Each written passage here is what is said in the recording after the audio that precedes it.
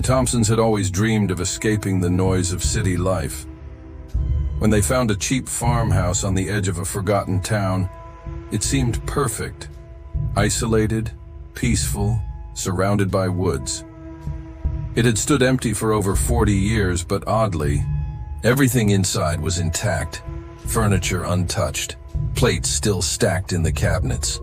Even a child's toy rabbit sat on the windowsill, collecting dust. As the family unpacked, Emily, their 8-year-old daughter, stood silently at the edge of the yard, staring up at a second-story window. "There's a girl in there," she said softly. Her mother glanced up. "It's just your reflection, sweetheart." But Emily shook her head. She waved at me. That night, a light flickered upstairs, even though no one had turned it on. Over the next few days, Emily grew quiet. She spent hours in her room, whispering to someone her parents couldn't see. "She's nice," Emily told her mother. "Her name is Lily. She lives in the walls." Her parents exchanged amused glances. "Is Lily your imaginary friend?" "No," Emily replied. "She's real. She says the house is hers." Later that week, her father found an empty plate of food next to the baseboard in her room. "You've been sneaking snacks?" "I give them to Lily. She gets hungry." That night, Emily sang softly to the wall. Her mother watched from the doorway, her daughter pressed against the cracked plaster, whispering, listening, smiling. As she left, the wall behind Emily pulsed, as if it breathed. At first, they thought it was just old pipes, or maybe rats. At night, soft scratching echoed from inside the walls, sometimes above their heads, sometimes beneath the floor. But it got worse. The sounds became rhythmic, intentional, like fingernails tapping slowly, deliberately. One night, Mr. Thompson got up to investigate. As he walked past Emily's door, he heard giggling, not Emily's laugh. A second laugh, high-pitched, hollow. He opened the door. Emily lay fast asleep, but her fingers twitched, and on the wall beside her bed, 5 tiny handprints had appeared in the wallpaper. Prints that hadn't been there hours before. That same night, the family dog stood growling at the living room wall, tail low, teeth bared. Then it yelped and ran into the woods. They never saw it again. While exploring the attic, Mr. Thompson noticed an uneven patch in the wooden floor. Beneath it, hidden by layers of dust, was a sealed crawl space. Inside, a tattered teddy bear, a pair of tiny shoes, and a small leather-bound journal. The first few entries were innocent. Doodles, notes about a girl's favorite games. Her name was Lily, but soon the tone shifted. He says, "I have to be quiet. I'm not allowed outside anymore." He said no one will come looking for me. Then the final entry. "I can't feel my legs. I think the walls are eating me. I can't move, but I can still watch."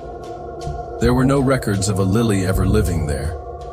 No missing person reports, no graves. But she had never left. Then Emily disappeared. They searched the house for hours, screaming her name. No doors were unlocked, no windows open, but faint cries echoed from inside the walls. They tore through the drywall in her room. Behind the insulation, there was a narrow tunnel, barely wide enough for a child. They followed it with flashlights in desperation.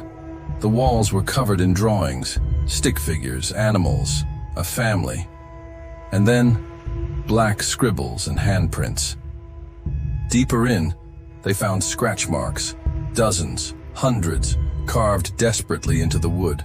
Finally, they found her, curled in a corner, unmoving, eyes wide, whispering. She said, "It's my turn to stay now." Emily came back, but she wasn't the same. She didn't speak. didn't eat. At night, they'd find her standing in the hallway, facing the wall, whispering. Sometimes, the wall whispered back.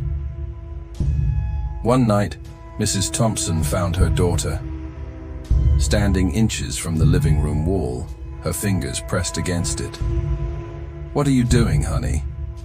Emily turned. Her voice was cold. "Lily says you should leave now." Then she smiled, but it wasn't her smile. The Thompsons moved out. The farmhouse was condemned and sealed, but no one dares tear it down.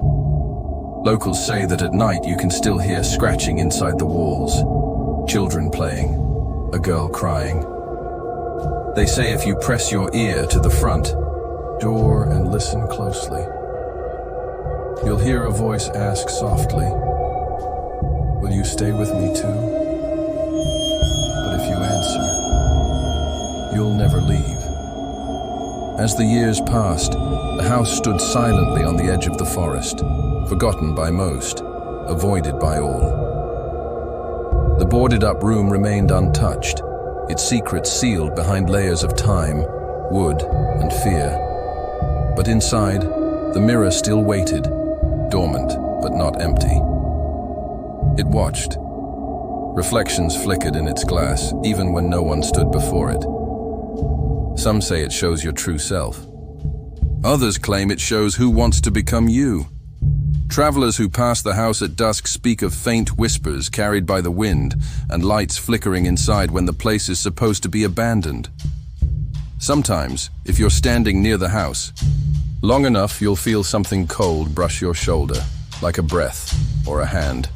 And if you're ever unlucky enough to catch your reflection in the old glass from outside, make sure it blinks when you do.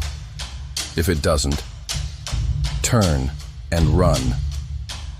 No matter how much time passes, the east wing of the house never seems to age like the rest. The paint on the walls doesn't peel, the floorboards don't rot.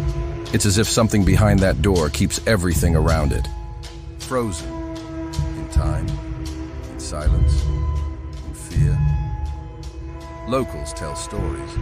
They say the mirror is older than the house itself, brought over from somewhere far away, somewhere it should have stayed. Some believe it doesn't just reflect, it observes, mimics, waits. It remembers every face it's ever seen, every secret whispered near it. Every few decades, someone gets curious, a thrill seeker, a skeptic, a fool. They find their way to the house, break past the rusted gate, and step inside with flashlights and cameras, hoping to capture something supernatural. Most of them leave shaken. Some never leave at all. Authorities always find the same thing: the house, undisturbed, the door at the end of the hallway still sealed, and a mirror inside the room, showing only the empty doorway. Nothing else.